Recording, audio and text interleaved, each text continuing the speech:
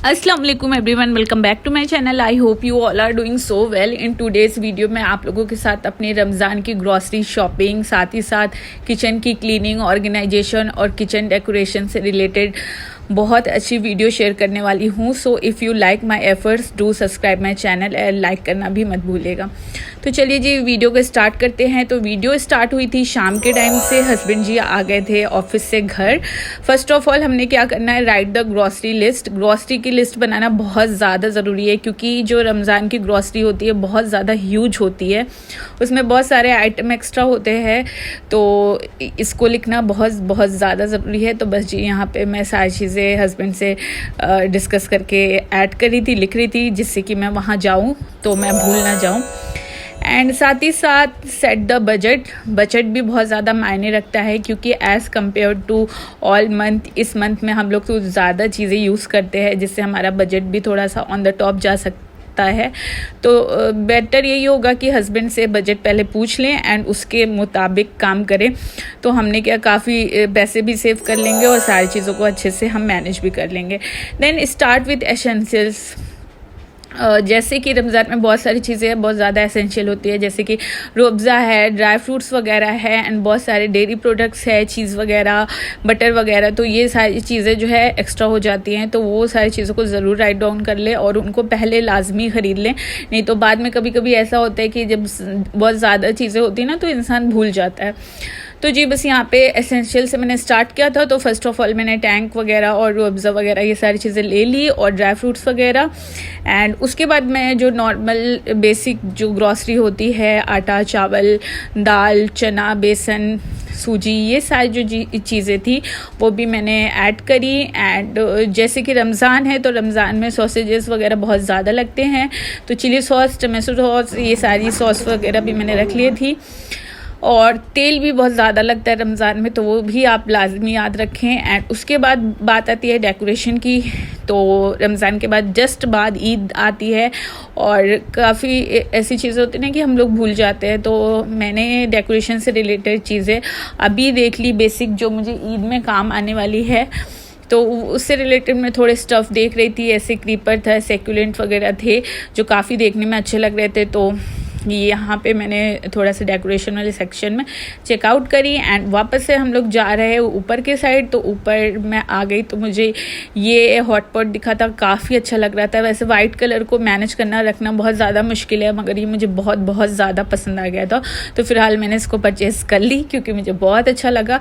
रमज़ान के हिसाब से इसमें अफ्तारी वगैरह रखेंगे तो जल्दी से ठंडा नहीं होगा एंड गर्म रहेगा, तो उसकी वजह से मैंने ये हॉट पॉट लिया। और भी थोड़े से जो चीज़ें होती है, कप वगैरह, मग वगैरह, वो सब लेना था, तो वो सारी चीज़ें ली। थोड़ी बहुत प्लेट वगैरह चेकआउट करना था मुझे, तो वो सब मैंने ली यूट्यूब के हिसाब से। एंड यहाँ पे इतनी ज़्यादा आज भीड़ थी, हो सकता है रमज़ान के हिसाब से सब यही चाहते हैं कि रमज़ान से थोड़ा पहले, इनफैक्ट 1-2 हफ्ते पहले ही ग्रॉसरी की शॉपिंग हो जाए तो ज़्यादा बेटर रहेगा क्योंकि क्लीनिंग वगैरह भी किचन की करनी रहती है एंड वापस से सारे सामान रिफ़िल करना रहता है। तो जी यहाँ पे बहुत ज़्यादा भीड़ थी और ये पोटली मुझे दिखी, काफ़ी अच्छी लग रही थी, तो मैंने सोचा कि ईद से रिलेटेड भी कुछ हल्का फुल्का देख लेते हैं। फ़िलहाल ये तो मम्मी ही बना लेंगी तो मैंने नहीं लिया। तो यहाँ पे मेरी ग्रॉसरी की लगभग शॉपिंग हो चुकी थी, थोड़ी बहुत बची थी। तो अब हम लोग जाएंगे डेयरी प्रोडक्ट के सेक्शन में। तो यहाँ जी मैं आ गई थे बस नीचे। टिश्यू पेपर भी बहुत ज़्यादा इंपॉर्टेंट होता है, बहुत ज़्यादा यूज़ होता है रमज़ान में, तो वो सारी चीज़ें ली। यहाँ पे आ गए थे डेयरी प्रोडक्ट के सेक्शन में। तो यहाँ पे चीज़ वगैरह था जो कि बहुत अच्छी अच्छी रेसिपीज़ बनाने में यूज़ आता है। रमज़ान में ऐसा समोसे टाइप का कुछ चीज़ें होती है या चीज़ रोल वगैरह होती है, तो उसमें बहुत ज़्यादा काम आता है। एंड उसके बाद मैंने दूध ली, दही ली, चीज़ ली एंड ये सारी जितनी भी डेयरी प्रोडक्ट की चीज़ें थी, चॉकलेट वगैरह और थोड़े बहुत से वो थे, शेक्स वगैरह थे जो नॉर्मल आते हैं, वो सारी चीज़ें मैंने यहाँ से फटाफट ली और काफ़ी अच्छे ऑफ़र में मिल भी जाता है। बस आप ये ज़रूर लाजमी याद रखें कि कभी कभी ऐसा होता है ना कि बाय 1 गेट 1 फ्री ऑफ़र रहता है, उसकी वजह से हम लोग ज़्यादा सामान खरीद लेते हैं तो हमारा बजट आउट चला जाता है। तो उस चीज़ का ज़रूर ध्यान रखें, जितनी चीज़ें आपको लेनी है बस उतनी ही लें। एंड यहाँ बस आधी से मैं पर्ची मांग रही थी कि मुझे दे दीजिए ग्रॉसरी लिस्ट, तो वापस से मैं क्रॉस चेक कर लूँ कि कहीं कुछ भूला तो नहीं है। इसमें मैं इंपॉर्टेंट चीज़ें लिख के लाई थी जो कि मस्ट है, उसको मैं भूल नहीं सकती, तो वो सारी चीज़ें मैंने क्रॉस चेक करी। यहाँ पे थोड़ा बच्चे ज़िद कर रहे थे चॉकलेट वगैरह के लिए, तो लास्ट में हम लोग बस खड़े थे बिलिंग के लिए, तो वो सारी चीज़ें करी। एंड यहाँ पे हमारी अच्छे से ग्रॉसरी शॉपिंग हो चुकी है। घर पे जाके आपको दिखाते हैं कि मैंने ग्रॉसरी में क्या क्या ली। यहाँ पे आ गए थे बाहर आते ही हमने कहा कि थोड़ा सा आइसक्रीम खा लेते हैं जी, अभी तो रमज़ान के में वैसे भी मुंह बंद ही होने वाला है। तो जी बस यहाँ पर हो चुकी थी अच्छी खासी रात, तो बाकी की जो चीज़ें हैं वो नेक्स्ट मॉर्निंग में इंशाल्लाह आपको दिखाती हूँ। तो जी ये नेक्स्ट मॉर्निंग का वीडियो है। Good morning to all of you, क्योंकि रात में उसके बाद मैं कुछ भी शूट नहीं कर पाई, काफ़ी लेट हो गया था, मैं सो गई थी। यहाँ पे मॉम ड्यूटी करते हुए सुबह मैं बच्चों को लेके आ गई थी बाहर, तो बच्चे थोड़ा आराम से खेल वेल लिए एंड फ्रेश हो गए।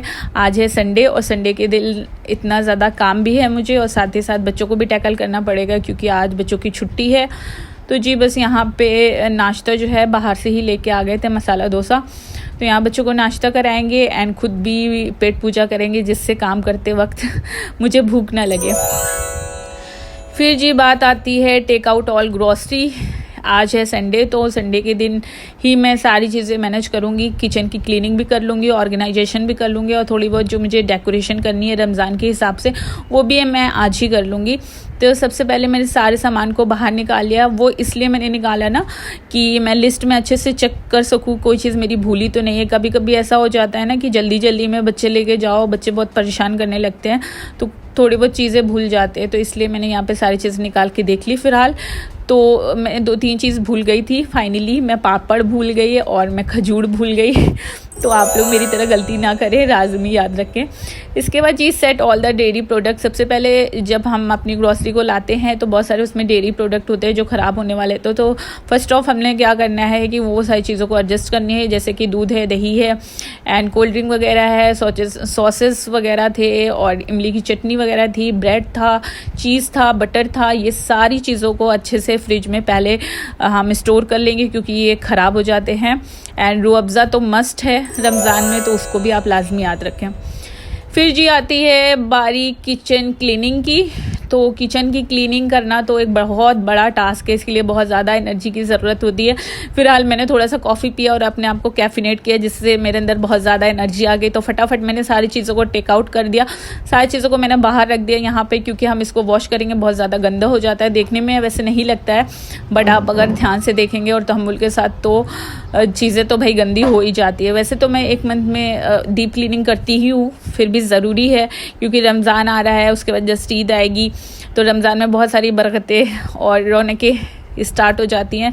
तो घर को साफ़ सुथरा रखना बहुत ज़्यादा ज़रूरी है। तो यहाँ पे बस मैं कपड़े को भिगो के, साथ ही कोलिन मैंने लिया था, थोड़ा सा सरफ लिया था।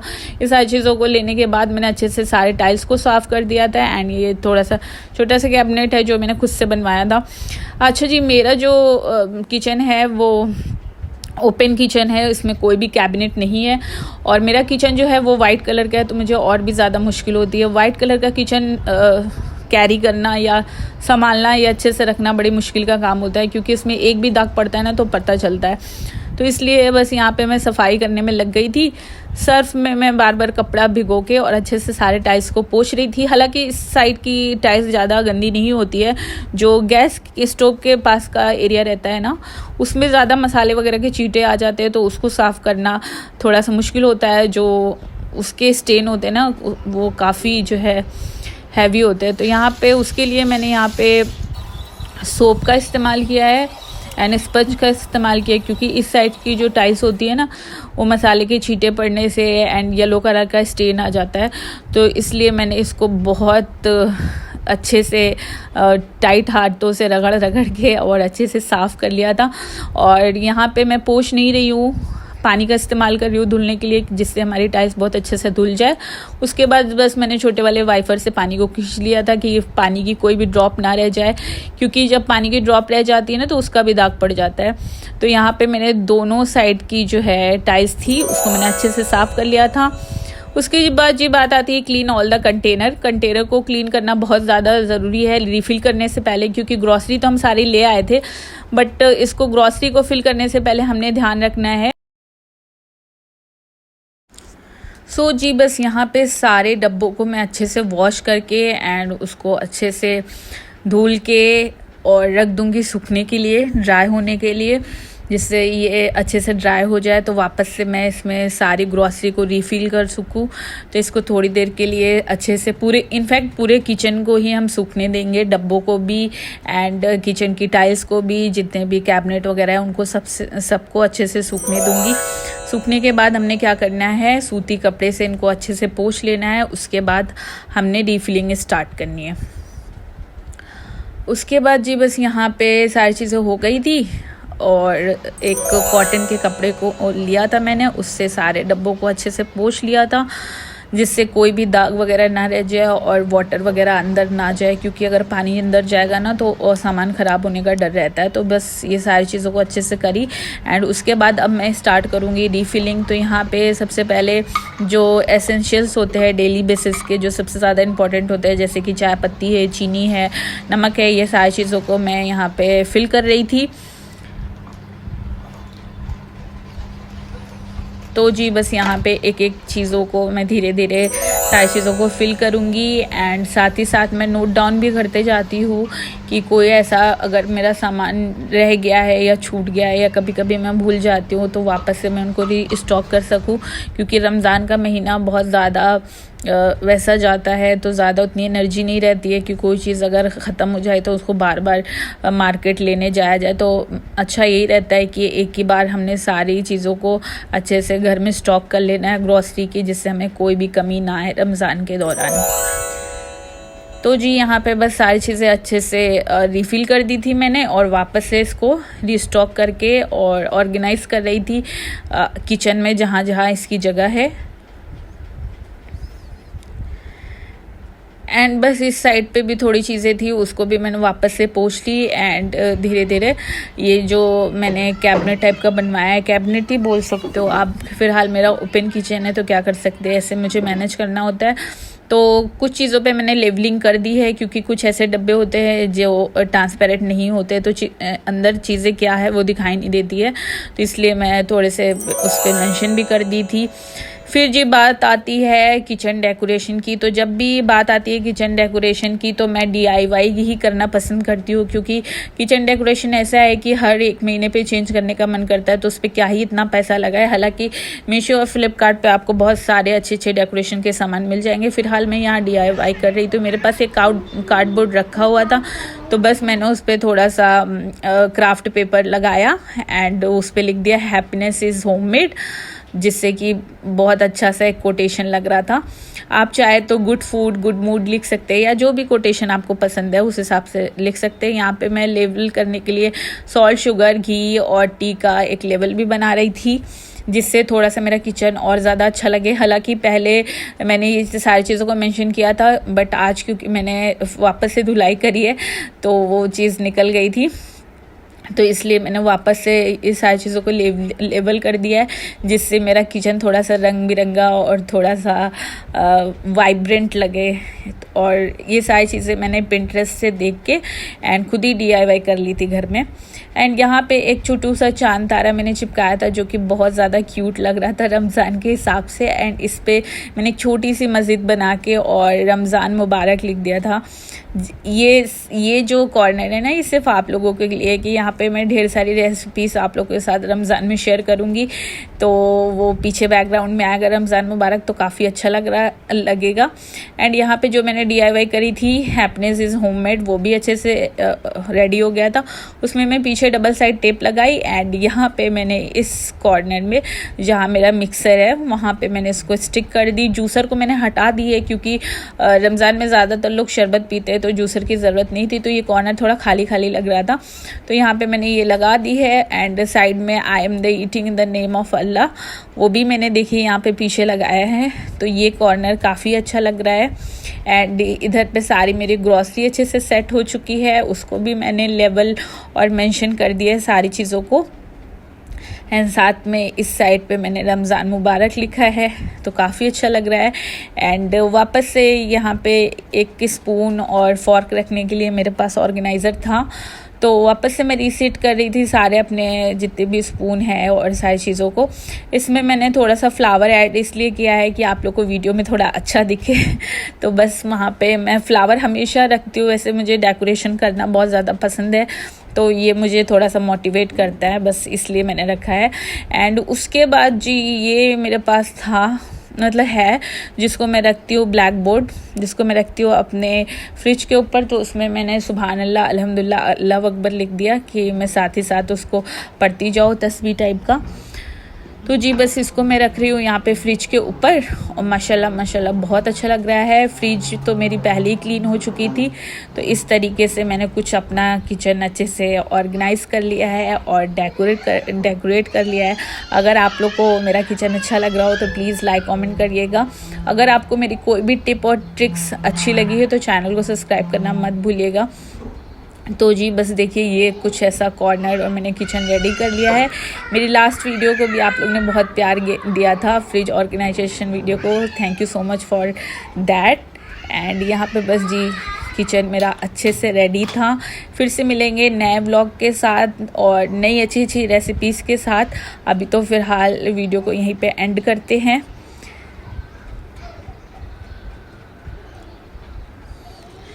यहाँ पे देखिए मैंने कैंडल जला दी थी, अब जा रही हूँ मैं कुकिंग करने, और माशाल्लाह माशाल्लाह किचन काफ़ी अच्छा लग रहा है और मेरा किचन रेडी हो गया है रमज़ान के लिए। और आई होप आप लोग ने भी बहुत सारी तैयारियाँ कर ली होगी। टिल देन अल्लाह हाफ़िज़।